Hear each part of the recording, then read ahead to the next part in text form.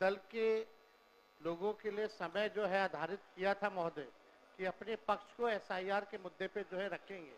हम आपसे विनम्र आग्रह करेंगे कि जो अधूरा चर्चा जो रह गया था उस चर्चा को जो है पूरा किया जाए, ताकि अपने दल के सभी लोग जो है एसआईआर के विषय पे अपनी बात को रख सके महोदय। कल आपने अपनी बात रखी है, आप अगर पूरी नहीं होगी तो संक्षेप में 2-4 मिनट में अपनी बात पूरी करें।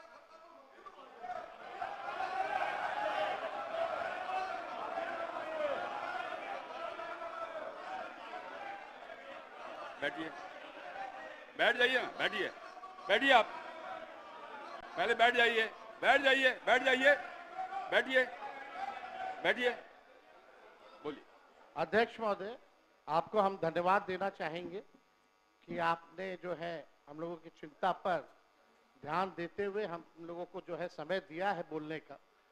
और ये आखिरी सत्र है महोदय, इसके बाद मुख्यमंत्री जी ठीक ही कह रहे थे कि अब हम सब लोगों को जो है चुनाव में जाना है। अब तो जनता तय करेगी कि कौन आएगा नहीं आएगा, क्योंकि जनता लोकतंत्र में मालिक है। लेकिन सबसे बड़ी बात है कि वो जनता का वोटर लिस्ट से नाम ना कटे, तो ये सबसे महत्वपूर्ण बात है महोदय। तो इसी विषय पे जो है ज्यादा नहीं, हम 2 मिनट 3 मिनट में अपनी बात को जो है समाप्त करेंगे। लेकिन कल जो हुआ वो हम लोगों को ठीक नहीं लगा। हम लोग सब लोग एक ही मकसद से आते हैं, बिहार के विकास के लिए, बिहार के लोगों की तरक्की की बात हो, चाहे पक्ष हो विपक्ष हो। हम लोगों का साफ एक ही एम है, मकसद है कि हमारा राज्य जो है आगे बढ़े। कल अगर किन्हीं लोगों को, क्योंकि अब ये आखिरी सत्र है, तो इतने 5 साल में अगर हमसे भी कोई गलती हुई होगी या हमारे सदस्यों से कोई गलती हुई होगी, अगर ठेस पहुंची होगी, तो उसके लिए भी हम माफी मांगने के लिए तैयार है। कोई इसमें बड़ी बात तो है नहीं महोदय। लेकिन ये दोनों तरफ से महोदय होना चाहिए था। कल जो भी बात हुई दोनों तरफ से जो है बातें होकर के आई हैं। अब हम नहीं चाहते कि बेकार की बातों पे हम लोग जो चर्चा करें, मुद्दे की बात पे जो है हम सब लोगों को जो है चर्चा करना चाहिए महोदय। कल जो हम बता रहे थे महोदय कि अगर बाहरियों की बात आई है तो इलेक्शन कमीशन कौन होता है तय करने वाला? वो तो भारत सरकार और केंद्र मंत्रालय का गृह विभाग का ड्यूटी है।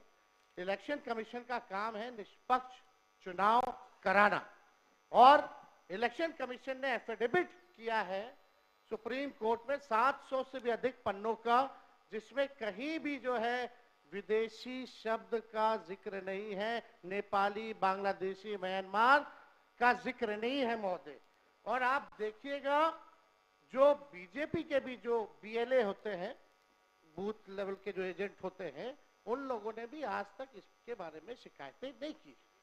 ये सच्चाई है महोदय।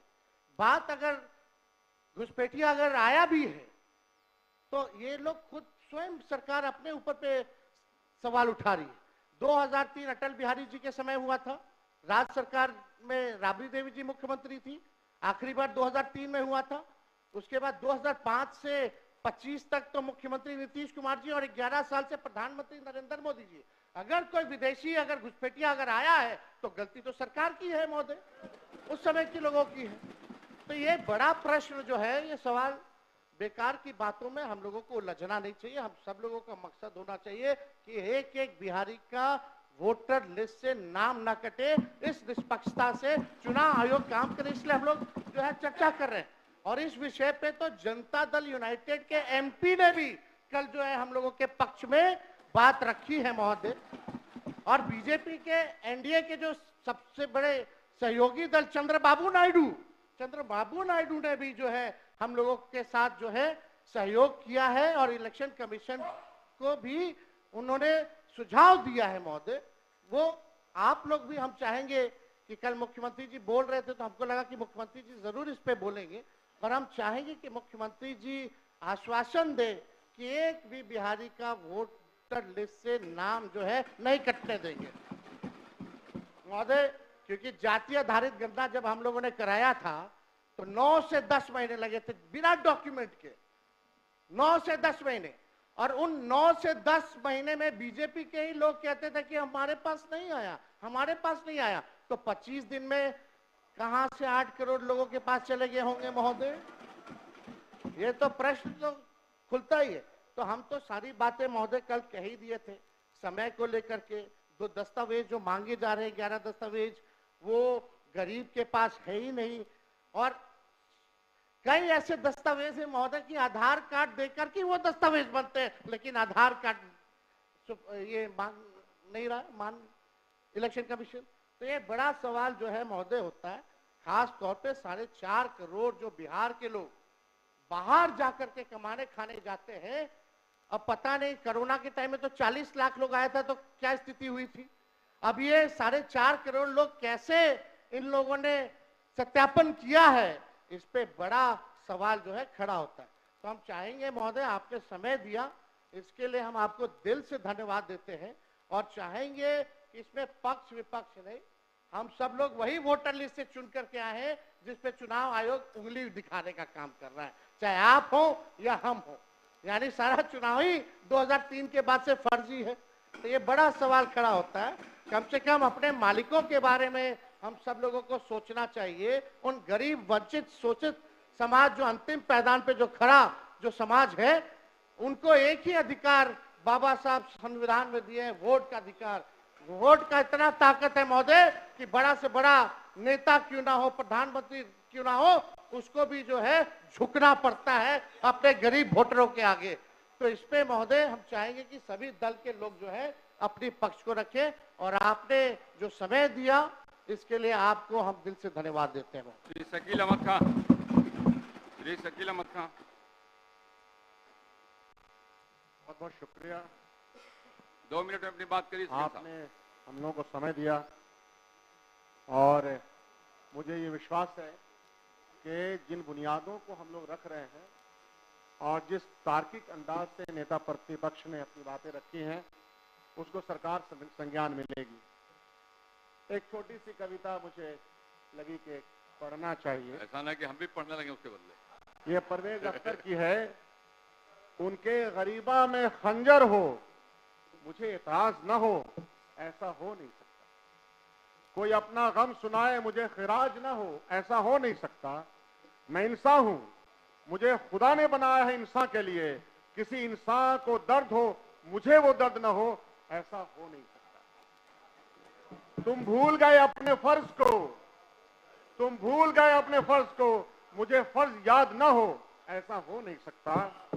तुम बांटते हो समाज को, मुझे एतराज न हो, ऐसा हो नहीं सकता। ये बात शकील साहब, आपके इस पंक्ति पर चुनाव आयोग को अगर बोलना होगा, क्या बोलेगा मालूम है आपको? वो कहेगा, सुन तो लीजिए ना, कहेगा इरादे मेरे हमेशा साफ होते हैं और इसलिए कई लोग मेरे खिलाफ होते हैं। यही वो कहेगा, दूसरा कुछ नहीं कर सकता है। बोलिए। इस बार बड़का जुट्ठा पार्टी के इरादे कैसे हैं उसका अंदाजा इस तरह से हो रहा है कि आपको मौका मिलेगा तो बड़का जुट्ठा पार्टी तो हम नहीं बोले, बहरहाल उनके इरादे की पुख्तगी का इल्म यूं हो रहा है कि संविधान शांत रहिए। हमारा जो वोट का अधिकार है सर, आजादी के पहले हमारे वोट के अधिकार चंद लोगों के हाथों में थे। आजादी के बाद से असल मामला एक एक आदमी का, चाहे वो गरीब तरीन आदमी हो, चाहे वो समाज के किसी भी वर्ग का हो, उसके वोट का अधिकार उसको दिया गया एडेंट फ्रेंचाइज को। और अगर उस वोट के खिलाफ कोई काम न्याय संगत नहीं हो रहा हो तो तकलीफें होंगी। आप ये कहिए, आपको कहना चाहिए कि एसआईआर हो, लेकिन उसका टाइम फ्रेम क्या है? इस टाइम फ्रेम में बिहार में आपने बहुत सारे अनाउंसमेंट किए हैं सरकार ने,